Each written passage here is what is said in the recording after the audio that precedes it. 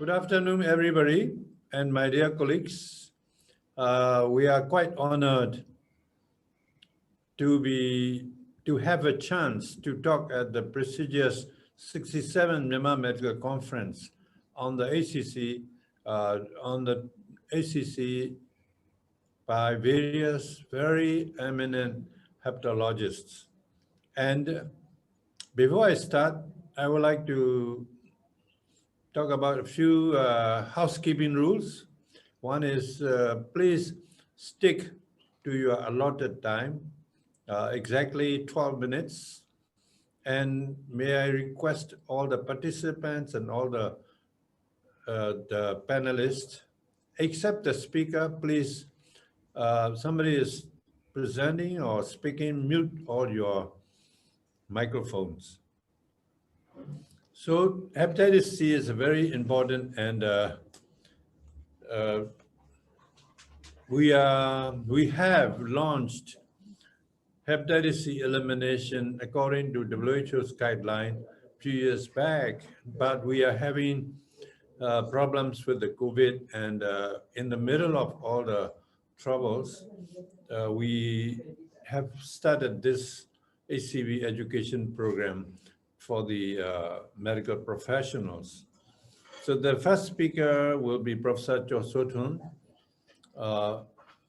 honorary professor from the Defense Services Medical Academy and chairman of the GI Liver Foundation Myanmar. Professor Win Nine will start. Professor Win Nine is a former head of Department of Hepatology from the Institute of Medicine, One Yangon. Professor Win Nine will be speaking about maximizing the HCV care. Professor Win Nine, please. Thank you, Mr. Chairperson. Thank you, Sergi, for your kind introduction. Let me share my slide, please.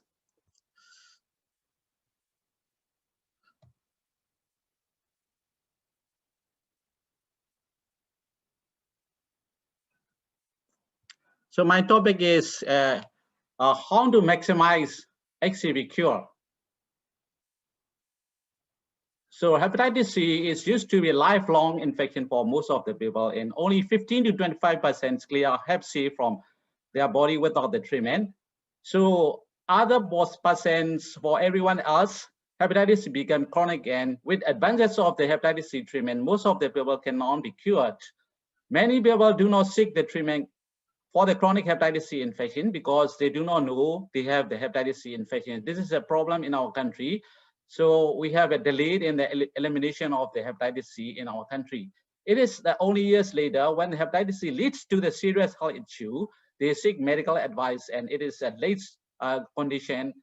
We cannot try to cure the liver diseases. So early intervention is very important before the hepatitis C destroy our liver. So our recent guideline mentions that all patients with a chronic hepatitis C infection should be considered for the treatment, regardless of the fibrosis stage or presence of co-infection, except pregnancy.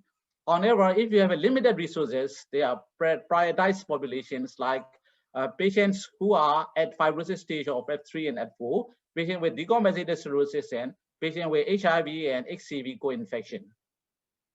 So our goal of the hepatitis C therapy is to cure the hepatitis C infection in order to prevent the complications of hepatitis C related liver diseases and extrahepatic liver diseases, including hepatic necroinflammation, fibrosis, cirrhosis, and decompensation of the cirrhosis, and finally hepatocellular carcinoma. We can cure the severe extrahepatic manifestation, and we can finally avoid the death due to hepatitis C infection. Apart from that, after treating hepatitis C infection, we can improve quality of life and remove the stigmata of the hepatitis C infection. And on the other hand, after treating hepatitis C infection, we can prevent an onward transmission of the hepatitis C to the other persons. So up until a few years ago, only 2 medications options exist for the hepatitis C treatment. Now there are several medications, including newer direct antivirals, and these drugs can lead to the 90 to 95% cure rate. So very high cure rate for the hepatitis C infection with the direct antivirals. So initially, the eligibility of each medication depends on the type of the hepatitis C infection. This is genotype of the hepatitis C. So we call it genotype-specific treatment. Nowadays, there are pan-genotypic antiviral drugs become popular and that maximize the cure without needing to test hepatitis C genotypes. However, it is important to take the medications as directed, and not every drug is right for every person. So personalization is very required. Some medications are not suitable for decompensated cirrhotic patients, or some medications are not used for the HIV or HCV co-infected patients and the patients who had liver transplants. So to maximize the hepatitis C cure rate, there are many things to be done. So before studying the antiviral therapy, thorough review of the recent problems, past medical history, including the past treatment of hepatitis C infection, drug history, thinking and mind in the drug-to-drug interaction, and social and financial background, mental maturity for adherence to the treatment, and overall health and comorbid diseases should be done.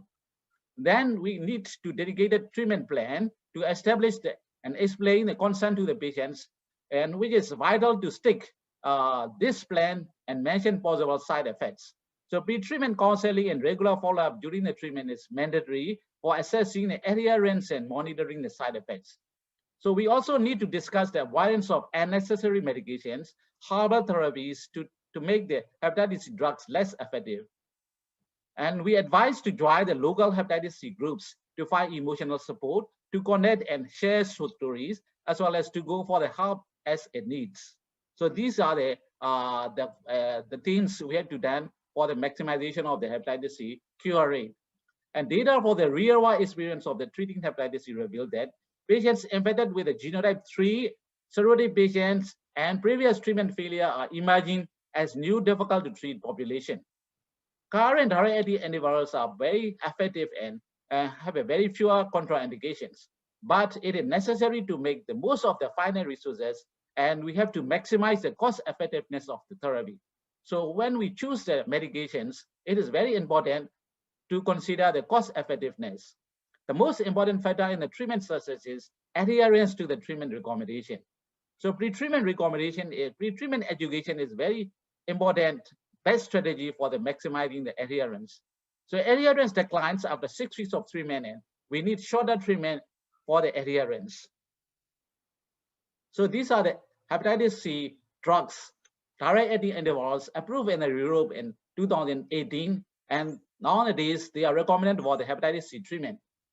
So we have a pan-genotypic drugs for the drug combinations like sofosbuvir, and valbatasvir combination, sofosbuvir, valbatasvir, and bosiliprevir combination, and glicabrevir and pyrentexvir combinations. So these medications are pan-genotypic and it can be used in all genotype of the hepatitis C infection.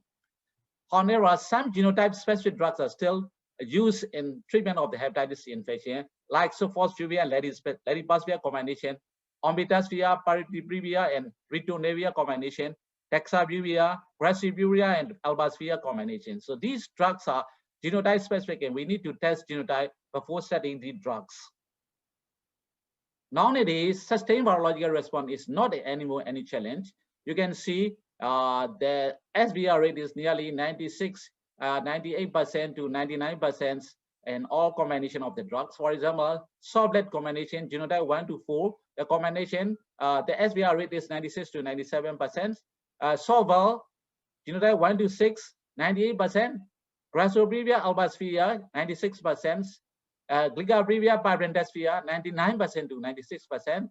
And sofosbuvir, valbatasvir, and bosiliprevir combination is round about SVR 95 to 97%.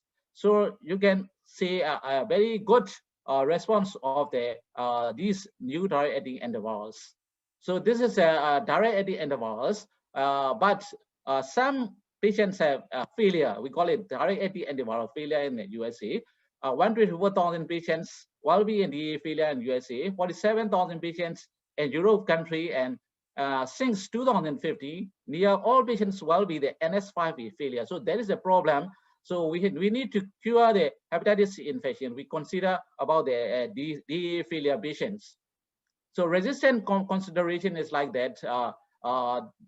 Which class are prone to resistant? Protease inhibitor, NS5A and non-nucleotide NS5A inhibitors are very prone to resistance. We think of the barrier to PI and NS5A resistance is higher in genotype 1B patient versus genotype 1A. So most of the patients in the failure of the current DA have emergent resistant associated substitution. So we have a problem with resistant associated substitution. 15% of patients have baseline NS5A resistant resistant associated substitution and variable effects on genotype 1A response, as we need to consider second generation drugs for the treatment of these resistant associated variants. So you can see this is a effective response of the resistant associated substitution. So nearly 86% have no REF, but 14% have REF for the genotype 1, 36% no REF, and 64% for the genotype 2, and 24% no REF, and 76% REF in genotype 3. So you think of genotype 3 has a lot of resistant associated substitution. However, we have a new options. This is for the these resistant population. We have a sofosbuvir, valproatovir, and bosiliprevir combination. We have a gligaprevir, pibrentasvir, and sofosbuvir combinations, which are used for the new option to treat the resistance. So you see overall response of these combination is 97%. However, NS5A inhibitors, the response is 96%, and other DEs resistant associated variant, the response is 97% with a sofos and then bosiliprevir and valproatovir combination. So you can see there is a difference in between sofos combination soval. Without cirrhosis, soval was a little bit higher response, but with cirrhosis, a lot of difference in between 96% SVR and soval was compared to the 86% response and soval combination. So definitely soval is better than a soval. However, we cannot use soval in case of the advanced cirrhosis child group B and C cirrhosis. And the GB regime, gligaprevir and pibrentasvir regime, it can be used 12 weeks or 16 weeks. The breakthrough biological relapse after 12 weeks is SVR is only 89%, and 8 weeks is SVR about 91%. So a better response in the 8 weeks combination of the GP. And if there is a cirrhosis, the response is a little bit lower, so we can combine with the GB and ribavirin and compared to the 12 week and 60-week regime. For the non-cirrhotic, the GB regime in between 16 weeks and 12 weeks is more or less the same. So GB can be prescribed 12 weeks for the non-cirrhotic patient. However, if that is a cirrhotic patient, we better combine with the ribavirin. Another one is Megalens. This is evaluate efficacy and safety of the sofosbuvir plus GB and ribavirin for 12 to 16 weeks.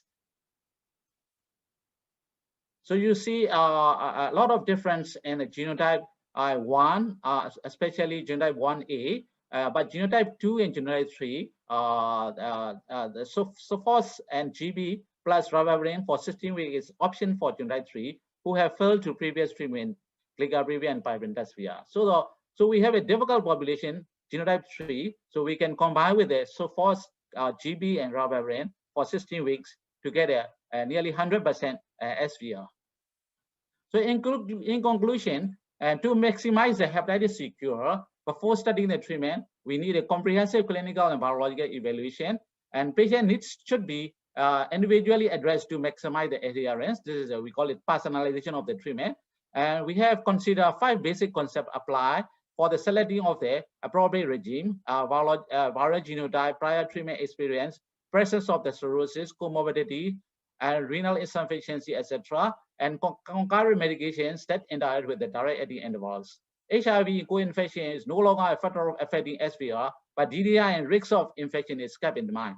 A special program to follow-up visits should be established to monitor adherence antiviral therapy and potential side effects and direct antivirals. For the treatment failure patients, we consider reinfection as a cause of recurrent viremia, assess adherence persistent prior to the regime, assess genotype, assess liver disease stage, no cirrhosis, or child group B and C, and if there is no cirrhosis, single DAA failure, we restart with at least 2 DAA pretending to achieve based on the prior DAA use.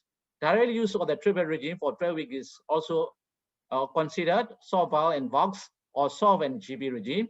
Now, rest testing is not recommended, and cirrhosis or prior treatment therapy with both NS5 and NS3 protease inhibitors. Consider triple regime, SOVAL, VOX or SOV and GB regime. On adding ribavirin and extension of the duration, that means 16 to 24 weeks is necessary for the treatment of the DAA failure patients. So thank you very much for your kind attention. This is the end of my presentation for the maximizing of the hepatitis C cure. Thank you. Thank you very much, Professor Winine, for your very comprehensive and up-to-date presentation on the maximizing treatment of HCV infection. I would like to invite the next speaker, Professor Chosutun, for the presentation of the treatment of HCV in the special population.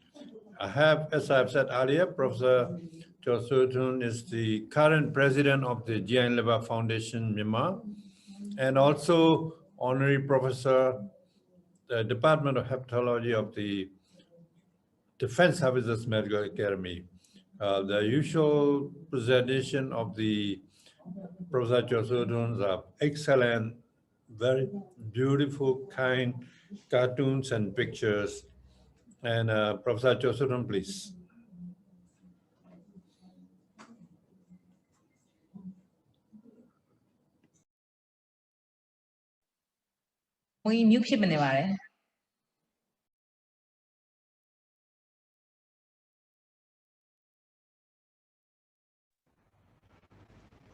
Thank you, Jay, for your kind introduction. Hello, everybody, all my colleagues. Today, I'm going to present about HCV treatment in special populations.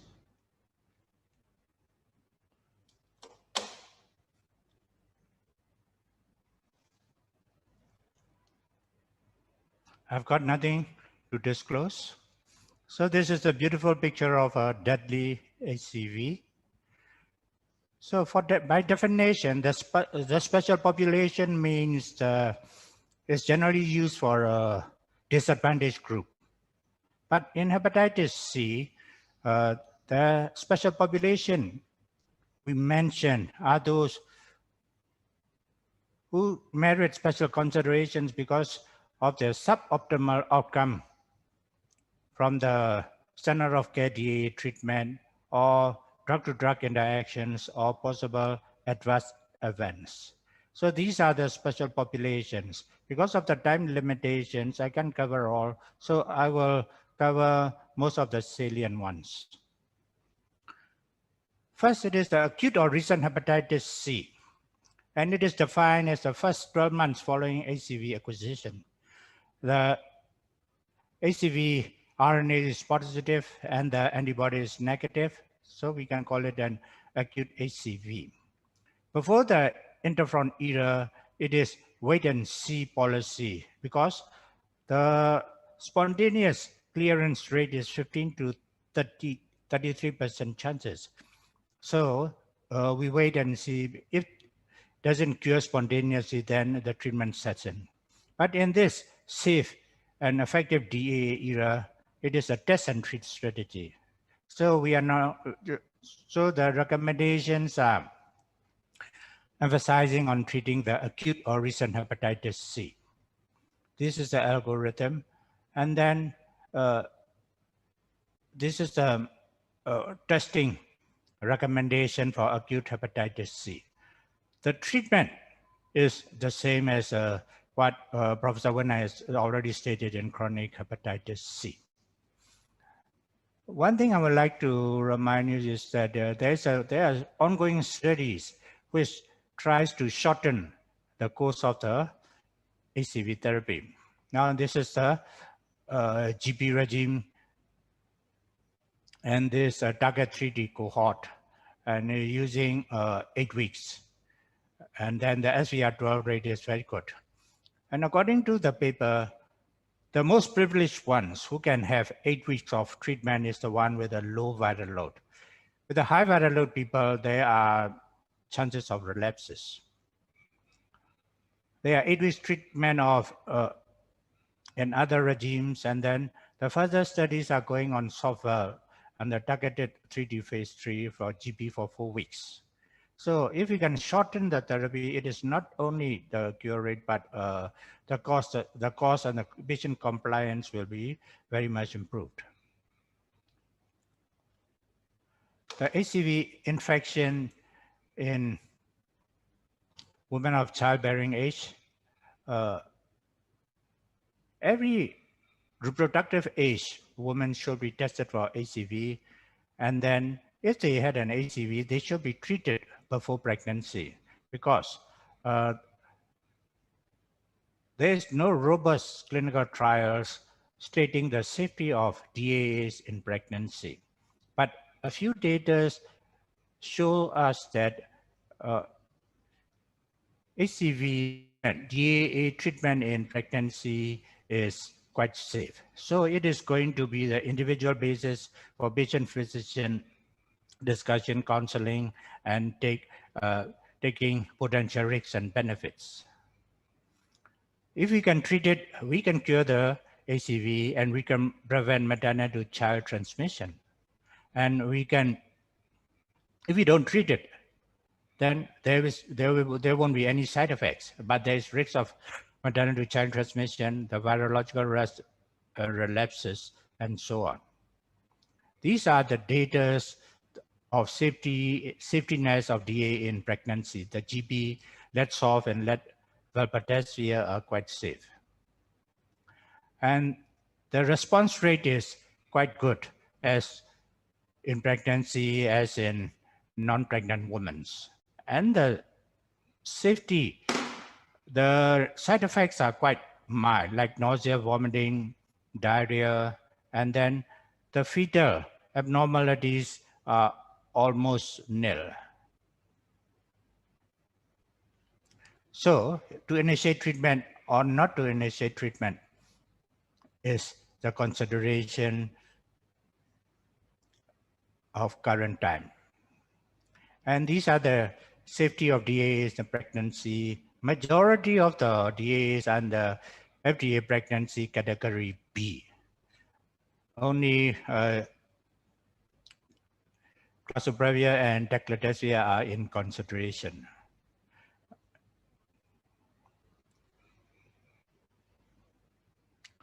Regarding about the children, previously we don't recommend treatment in children. Only adolescents are treated. Now, children can be treated with newer DAAs. So they should be testing. The child born from the HCV infected mother should be tested for HCV, anti-HCV antibody at 18 months. If they want to test earlier, they should test an HCV RNA PCR test. That is in 2 months of age. And then if they had positive transmission, we can treat the child at the 3 years of age. The treatment is on weight basis. We can use soft-lead, soft-well combination, and GP combinations. These are the dosage guidance for treating in pediatric patients. So the maternal to child transmission is the most common cause of HCV in children. And 25 to 40% of infants clear HCV by 2 to 3 years of age.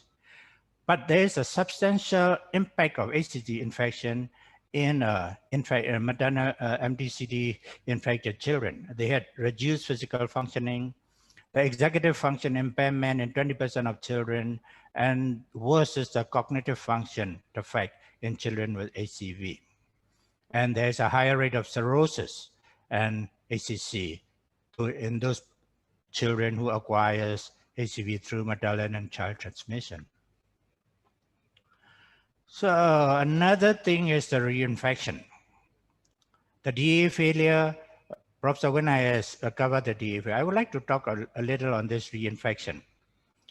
The reinfection rate is not so high, 0.9%, but in the IVTU, PWITs, and the HIV co-infected patients, there's a substantial amount of reinfection. And the reinfection rate for the first time is 7.6 per 100 patient years. But when you had a one reinfection, then the chances of second reaction is very high. That is 19.9%. In other countries, to minimize the reinfection rate, they use opioid substitution and needle and syringe programs for these patients using PWIT patients. And this is the one unfortunate patient who had 10 times of reinfection. And these are the genotypes during the infections and the treatment and the responses to the treatment. Is it a relapse or a reinfection? According to, if you see the phylogenetic tree, it clearly proves that it is the reinfection and it is not relapse of HCV. Regarding about the sexual transmission of HCV, the rate of sexual transmission is very low, around about 4%. And it needs approximately 190,000 sexual contacts to have to contract an HCV in a heterogeneous monogamous couples. But in MSM, you can see that the rate is very high. Sorry.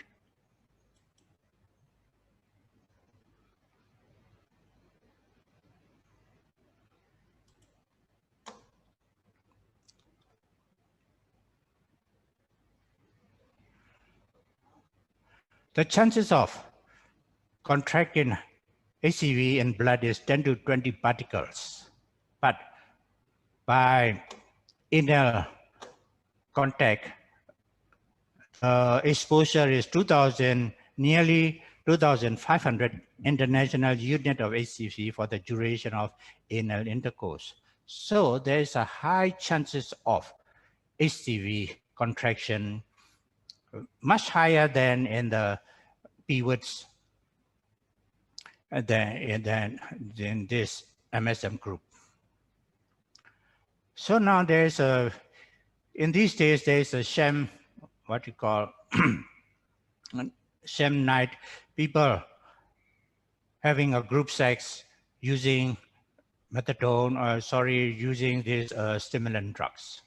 And this is where the HCV transmission has been dangerously contracted. Another one I'd like to touch on the hepatitis C in chronic kidney diseases. If you had a hepatitis C, the decline of GFR is very fast. And then the metabolite of sophos is toxic, renal elimination, it is toxic to the body. And the other DAS are also they're also affected in CKD patients. So it is better to send to the specialist for the treatment. For co-infections in the SARS, there's a hepatocellular mixed pattern, and then it is during the what you call cytochrome state that the liver is severely infected. Hepatitis B and C co-infection, usually hepatitis C is dominant because the hepatitis C protein suppress the hepatitis B replication. And then this co-infection has worsening fibrosis and high incidence of HCC.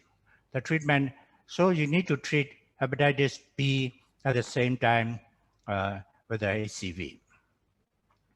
And then HIV, there's accelerated fibrosis with HIV. The treatment response is the same with non-HIV patients, but there is a very severe drug-drug interactions with antiretroviral drugs. So we need specialist treatment in this too. These are the drug-drug interaction with the DAAs, and then for your reference, I have put in. And regarding about the life expectancy, if you have less than 12 months chance of living due to the non-liver related comorbid conditions, there is no point of treating HCV treatment.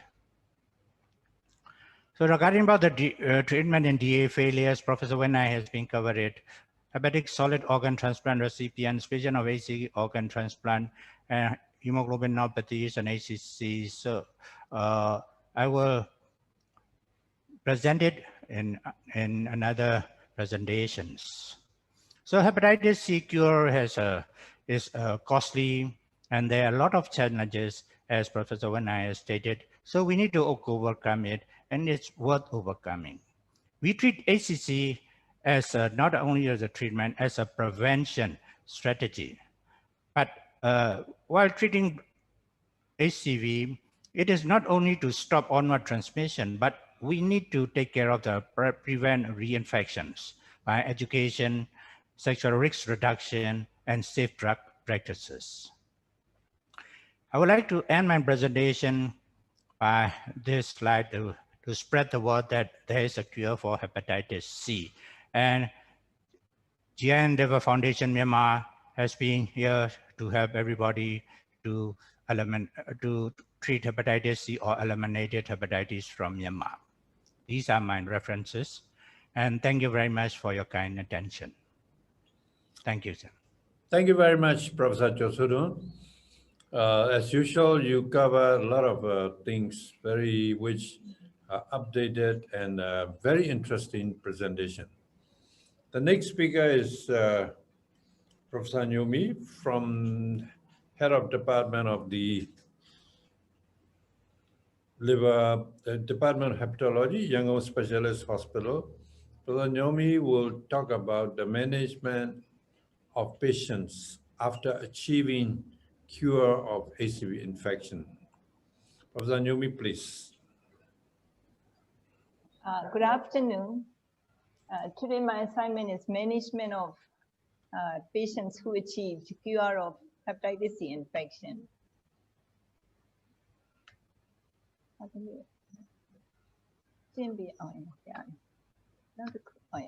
I have to say thanks to MME organizing committee and SEPTA and all the participants. I have nothing to disclose. Today I will talk on a little about introduction, hepatic benefits of SVR, SVR 12 versus SVR 24. Do we need to test periodically HCV RNA, guides for follow-up and surveillance, endoscopic monitoring after post-EV SVR, and concern about the hepatitis C reactivation, and finally, summary. Curing of the hepatitis C virus infection primarily aims to prevent severe liver compensation, avoid transmission of the virus, and to increase the quality of life. Patients achieving virological cure or sustained virological response have better outcomes than non-responders at all disease stages. In the DAA era, an undetectable HCV RNA level 12 weeks after the completion of therapy, or SVR12, define the treatment success. It means cure of hepatitis C virus infection. The ultimate hepatic benefit of the viral clearance is proportional to the functional class of the liver disease, inversely proportional to the stage of the liver disease in terms of size of the size of the effect. So you can clearly see in this diagram the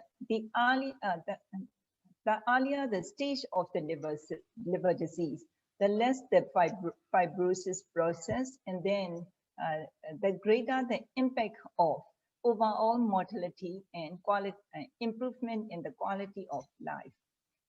After having a significant fibrosis or cirrhosis, whether compensated or decompensated, you cannot get the full benefit by curing the hepatitis C infection. Virologic cure will reduce, but not eliminate the risk of the liver-related events. Therefore, the benefits of the SVR in liver disease becoming less and less by increasing the stage of the disease. I would like to highlight the management of the patient with SVR12 Hep C cure by asking 5 questions.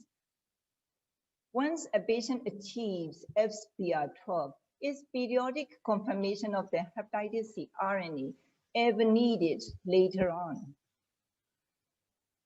SVR12 has a positive predictive value of SVR24 of more than 97%. The risk of losing SVR is very remote unless there is a risk factor for the HCV reinfection. People are quite reluctant to get reinfected or to get relapse. Therefore, they usually, or doctors as well as the patients, test the HCV RNA again and again. So do we need really to retest the HCV RNA? So you can clearly see in this figure, the late relapse is very rare. This is the 5-year cumulative risk of the recurrent post-SVR Hep C infection according to the risk groups. High risk group means PWIC or men's sex with men or something like that, and RVI. These are the high risk group. Low risk group, no risk factor for the high risk people, high risk condition. So in this, late relapse is very rare. So getting reinfected is very remote. Another one is according to the current American Association for the Liver Disease, mentioned that once SVR12 or 24 is achieved, no verification is needed at later time points unless the patient's liver results becomes abnormal. If something like a ALT or AST goes up off and on, otherwise you need not to retest the Hep C RNA. EASL stated that repeated testing for SVR 24 to 48 is recommended, although SVR12 is highly predictive of a durable virological response. So it means you can retest the HCV RNA maybe after 6 months or 1 year after SVR12 has achieved. Another question, question 2, should virologic cure patient with less than advanced fibrosis? That means mild fibrosis, F0, or F1 or F2, undergo screening for HCC. DAA reduce the incidence of HCC. You can clearly see in this chart, patients with SVR has very low incidence of HCC. You see, if the patient has no SVR, the incidence of HCC is quite high. This is the study, cumulative incidence of HCC among 22,500 patients treated with DAA regimens. Therefore, you can note that the cure does not eliminate the risk of HCC in previously infected patients. Therefore, accurate assessment of the fibrosis and assessment of the coexistent liver diseases, such as alcoholic liver disease or non-alcoholic fatty liver disease, are necessary to determine to make a follow-up to call patients, please come to visit us after having SVR. In patients with lesser fibrosis, F0 to 2 with SVR, they may be discharged from the specialist care, but you cannot discharge them from the care if they have cofactors for the fibrosis progression, such as alcohol or obesity or metabolic syndrome. Just although the patient has got SVR. Patients with advanced fibrosis, F3 and 4, have a substantially lower risk of decompensation and HCC, but still remain at risk. Therefore, lifelong surveillance is essential for them. These are the factors influencing the future risk of liver-related complications. The well-established associations are cirrhosis and presence of portal hypertension and low platelet count. The other factors are maybe frequently reported associations or less consistent associations like obesity or diabetes or alcohol or elderly. Question number 3, is HCC screening needed in SVR patients with regression of the advanced fibrosis or cirrhosis? We do know that if we treated the decompensated cirrhosis, they improved a lot. So you can see in this slide, 74% improved, only 6% worsened the condition. Therefore, this is the improvement in the liver function by means of Child-Tucker-Pugh class. You can clearly see, but interestingly, Child B patient did not improve as much as Child C patient. However, it does not equate the fibrosis regression. Therefore, currently we don't have no clear guidance on the surveillance of HCC to guide the patients who got fibrosis regression after post-SVR.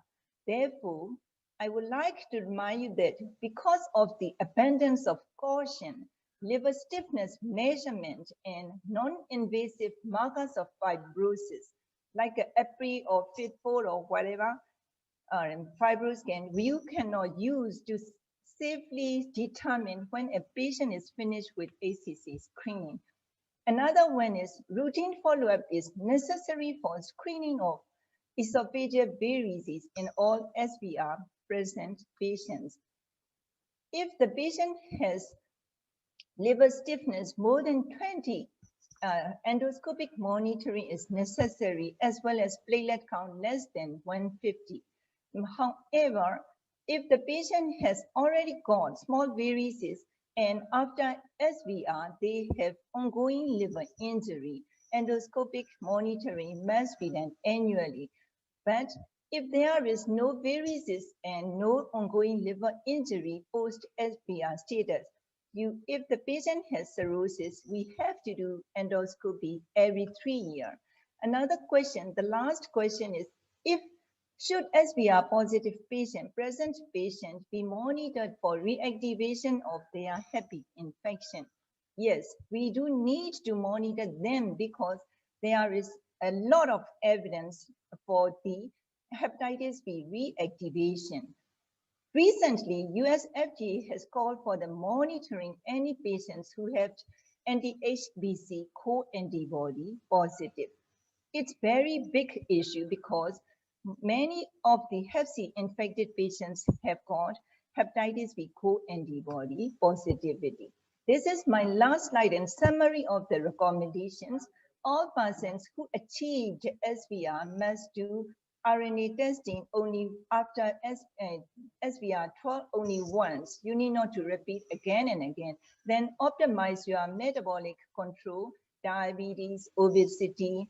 You have to avoid, and patient has to avoid illicit drug use, hepatotoxicity, and alcohol abstinence.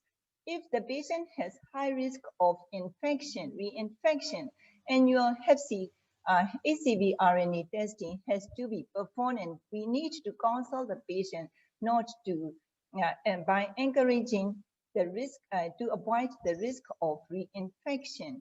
Now, there are some additional recommendations by ultrasound alpha fetal for Hep 6-monthly for HCC surveillance, and ultrasonic apnea endoscopy for portal hypertension and variceal bleeding risk. And lastly, we need not to forget the clinical evaluation for any progression, any signs of progression to the cirrhosis or decompensation. Thank you very much. Thank you very much, Professor Nyumi. And I have to tell about Professor Nyumi post-presentation. And she's a very active in academic activities, and she spent 1 year in Japan doing the molecular works on the hepatitis B and C. So she's the right person to talk about the post-SVR care. Thank you very much. The next speaker is Professor Wen Sui, Head of Department of Hepatology, University of Medicine 2, and Professor Wen Sui will tell about achieving HCV elimination. Like I said in my introduction, it will be a little difficult now because of the COVID-19. Professor Wen Sui, please. Yes, good evening, all my CRG, and today I will talk about the achieving HCV elimination in Myanmar.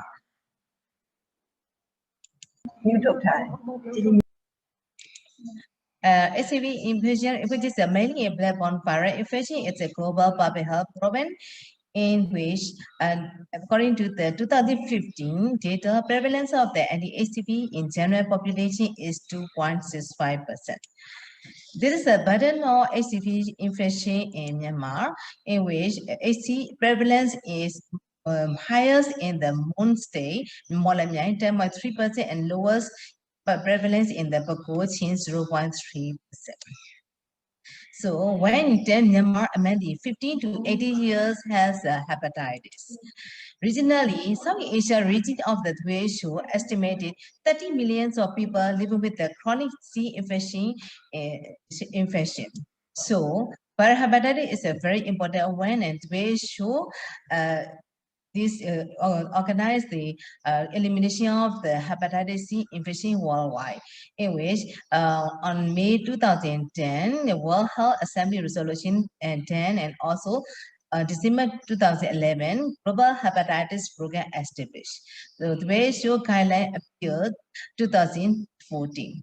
And Myanmar National Hepatitis Program will start over 2014. The simplified programmatic approach follows 4 recommended key assets. Assets 1 is increasing awareness of the policymakers, health professionals, donors, and stakeholders, in which first national consultative meeting first national consultative meeting finished October 2014, and it has the many national strategic plan for hepatitis. SS2 is the evidence-based policy and advocacy, in which the nationwide prevalence survey of BNC and BNC 10 in the 2015. SS3 is the prevention of the transmission, primary, secondary, and tertiary, in which the blood donor screening, hepatitis B vaccination, and similar treatment guideline for hepatitis C. SS4 is a screening, care, and treatment, in which capacity building, health resources, screening, and diagnosis are many programs, and also supply and logistics are very important. Government involvement on NHCP towards the viral hepatitis elimination. Among these, system building blocks are many. There are service delivery, health workforces, a health information system, access to essential medicine, financing, leadership, and governance. The foreign strategies for HCV elimination in Myanmar: 1 is the harm reduction, 2 is the testing, and 3 is the treatment. Harm reduction, among these, needle and syringe program is a very important one, and also according the education, clinical services for infection screening and counseling services. In the better for the partnership for hepatitis, also the NAC program, MOHS, WHO, local NGO, and INGO, all are involved in the hepatitis elimination. These are the most INGO for elimination of the hepatitis C infection in Myanmar. Time reduction targeted the PV in Myanmar. According to the 2014 and 15 data, increased from the 167 to 123 syringe per year per PV patient. We should recommend the 200 syringe per PV per year. Number 2 is the testing. Testing, important one is the integrated centralized testing, is my NHCV, and also patient-centered decentralized services are also involved in the testing. It is a very important one for the elimination of the hepatitis C. Another one is a treatment. A symptom pre-treatment workup and also pan-genotypic DA regime, so for decline and so for verbal regime, plus or minus recovery. And also monitoring of the treatment monitoring and post-treatment care. Another one is micro-elimination. The first step towards the HCV elimination in the South Asia Pacific region is the micro-elimination.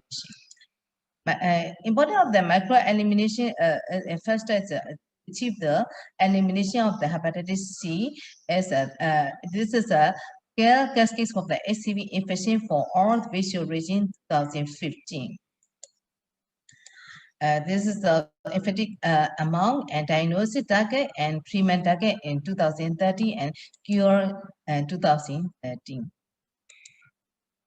For the HCV elimination, it is a more programmatic approach to achieving this goal, from the micro-elimination to the global elimination.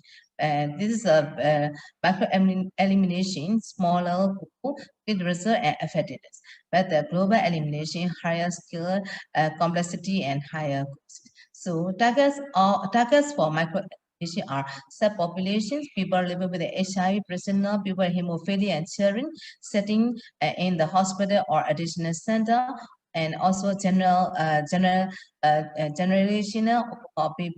or study, and also geographic area, a city or region. There's a various population. This is elimination of the hepatitis C, and these are many groups for the elimination. There are one of the micro-elimination practice is one population is the migrants. There's a study of the ESL, International Labour Foundation, collaboration with the Foundation ARCA for the HCV elimination in migrants. Another one is the STOP-C study. Also, this evaluate the impact of rapid scale-up of the DA treatment on incident and prevalent HCV in the present setting. The combination of the micro-elimination projects can make the regional elimination a reality. It is important to engage all stakeholders to ensure strategies are tailored to the specific needs of the each region and targets are achievable. It is micro-eliminations are governments, technically involve innovation, primary care provider, hepatologists, other healthcare specialists, policymaker, researcher, medicine, procurement, patient organization, and civil society. There are many barriers in HCV elimination. Legal restriction, burden on other products, infection in Myanmar, eczema, HIV, TB, malaria, fragmentation between government and NGO service, patchy coverage of the harm reduction services, poor service access, less health knowledge, and stigma or disease and risk behavior. But there are many opportunities for the HCV elimination in Myanmar. Changing policy and registration, set at one of the paradise diseases, health system decentralization, fragmentation to collaboration among the public, private sector, and NGO and INGO, and country-specific negotiation of the DA pricing.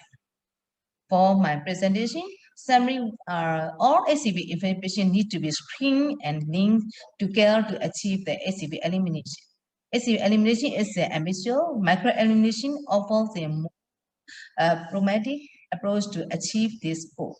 Micro-elimination strategies in the Asia-Pacific region need to recognize the difference in prevalence, risk, and challenge between countries and tailor strategy to meet their local situation. Tomorrow morning, my micro elimination the words tomorrow season tabare, new to me season tare. A master to see supply in the NACB, program as well. I mean, tomorrow people down micro elimination go. I did that tomorrow is a sign here. So, thank you very much for all your kind attention. Thank you.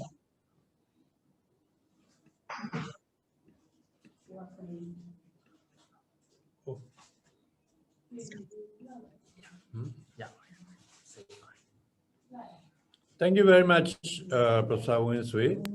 Now it is the time for the questions. There are 8 questions. One is, I think, Professor Josoton has to tackle. What is the reinfection rate in Myanmar and what is your experience?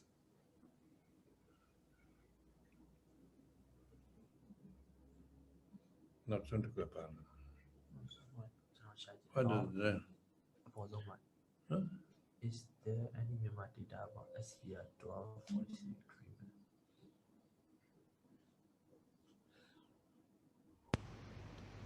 Yeah. Sorry, I don't have actual data of reinfection rate in Myanmar. To my personal experiences, I've seen a few cases of reinfection in this, what you call pivot cases, but only 1 to 2 reinfection rate, not that like the one I've shown you on my presentation. Thank you. Another question is, again, I think I have to direct to Professor Josoton because you are mainly concerned with the treatment. A patient with the pancytopenia, after treating with the DA therapy, will the pancytopenia persist or cured? If the pancytopenia is due to hypersplenism with cirrhosis, splenomegaly and hypersplenism, it will persist. If it is due to extrahepatic manifestation of hepatitis C, because you see hepatitis C is a chronic persistent infection, it has ways of immune manipulation.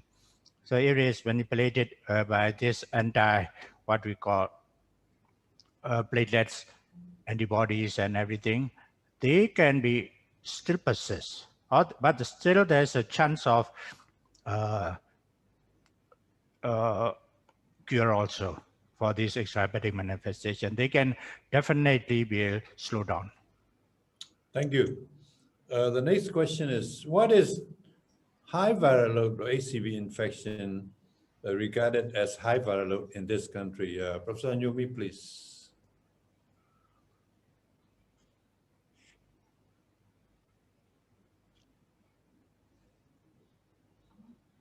Yes.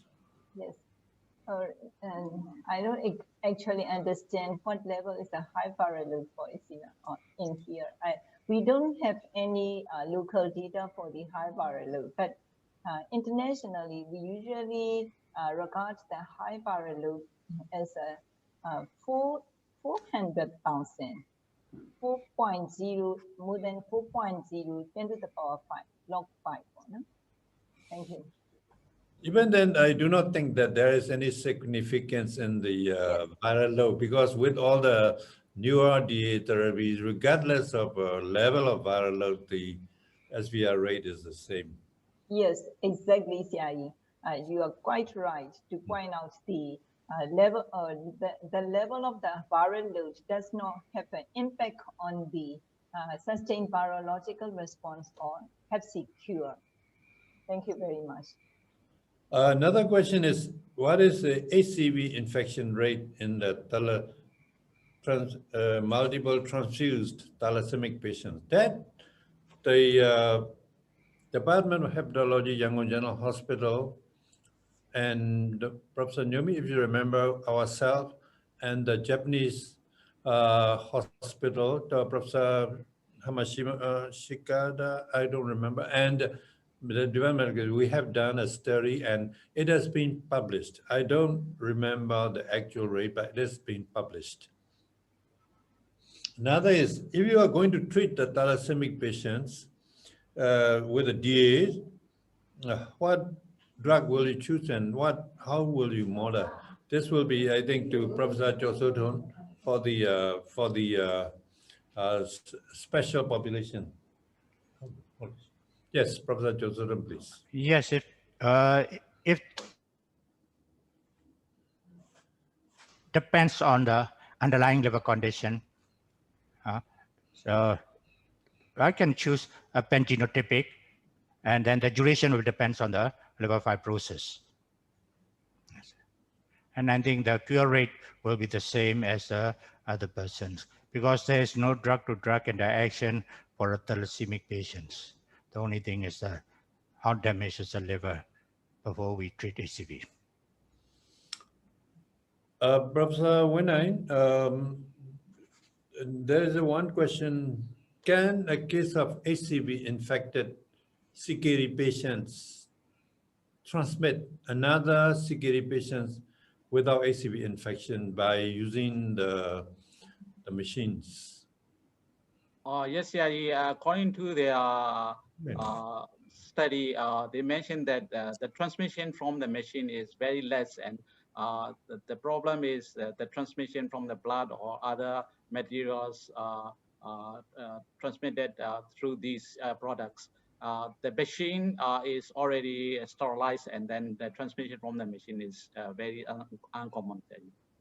Thank you. Professor Winsway, one question is, how can you know the acute HCV infection?